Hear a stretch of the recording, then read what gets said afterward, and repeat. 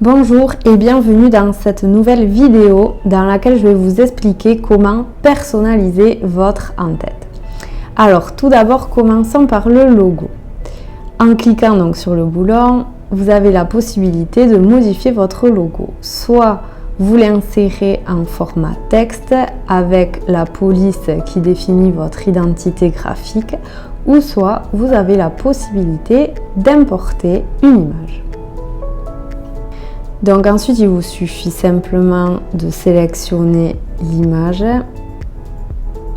et de cliquer sur sélectionner. Et là, votre logo apparaît. Donc, bon là, je ne l'ai pas mis en fond transparent, mais vous pouvez modifier la taille de votre logo. Ensuite, dans l'en-tête, différents éléments. Donc ici, vous avez le menu. En cliquant sur modifier, vous avez tous les éléments du menu qui apparaissent ici. Par exemple, on peut rajouter un nouvel élément très facilement en cliquant sur ajouter. Vous avez la possibilité d'ajouter un lien vers une page qui existe déjà dans votre site internet. Donc il suffit simplement de la sélectionner. Par exemple, allez, je veux rajouter le service 2. Je clique sur sélectionner et service 2 apparaît ici. Maintenant, service 2, j'ai envie de le mettre dans le sous-menu service. Alors pour cela, c'est très simple, il suffit de le faire glisser. Donc là, je l'ai fait glisser en dessous de service, et pour qu'il soit dans le sous-menu, je décale vers la droite et il apparaît dans le sous-menu. Maintenant, si je fais sauvegarder et que je vous donne un aperçu du site, vous allez bien voir que service 2 apparaît bien ici. Je retourne sur l'éditeur. Une seconde action que l'on peut faire, c'est par exemple supprimer accueil. Je le supprime parce que de toute façon, en cliquant sur le logo, ça ramène déjà sur la page accueil, donc pas besoin. Et le à propos, je préfère qu'il vienne à la fin, donc je vais simplement le déplacer. Donc on saisit ici en fait et on fait simplement glisser à la position que l'on souhaite. Ce qu'il est aussi possible de faire, donc vous pouvez le supprimer avec l'onglet poubelle et vous avez un bouton modifier le style.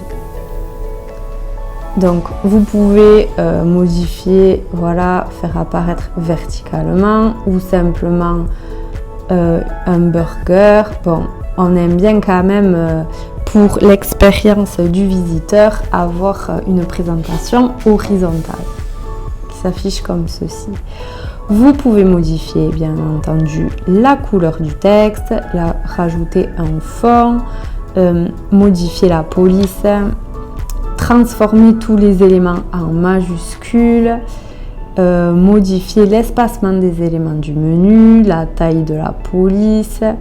Voilà, vous avez tout un tas de paramètres et de personnalisation possibles à réaliser. Et là, par exemple pour le sous-menu, vous pouvez aussi rajouter un fond ou de la transparence très facilement. Maintenant, dans le menu, si vous souhaitez rajouter un lien vers une page externe, donc vous cliquez sur ajouter un élément, donc un lien externe. Par exemple, on rajoute un espace Weelib et je vais venir coller ici le lien vers la page de connexion de Weelib. Je clique sur sélectionner et ça apparaît ici et ça apparaît bien dans mon menu.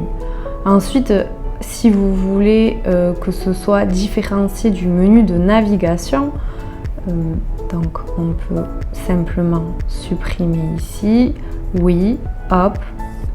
Par exemple, je vais modifier ce bouton là. Je clique sur modifier le bouton. J'écris ici espace Weelib et je colle ici donc lien externe espace Weelib. Je colle le lien et je sélectionne et voilà. Normalement, le bouton c'est modifier et en cliquant, votre client accédera à l'espace Weebly.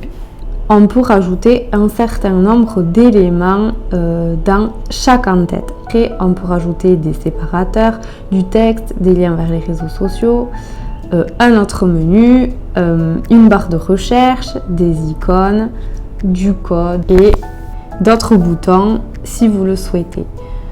Bien entendu, chaque élément peut être espacé, vous voyez, en faisant glisser de cette façon-là. Donc ensuite, n'oubliez pas de sauvegarder.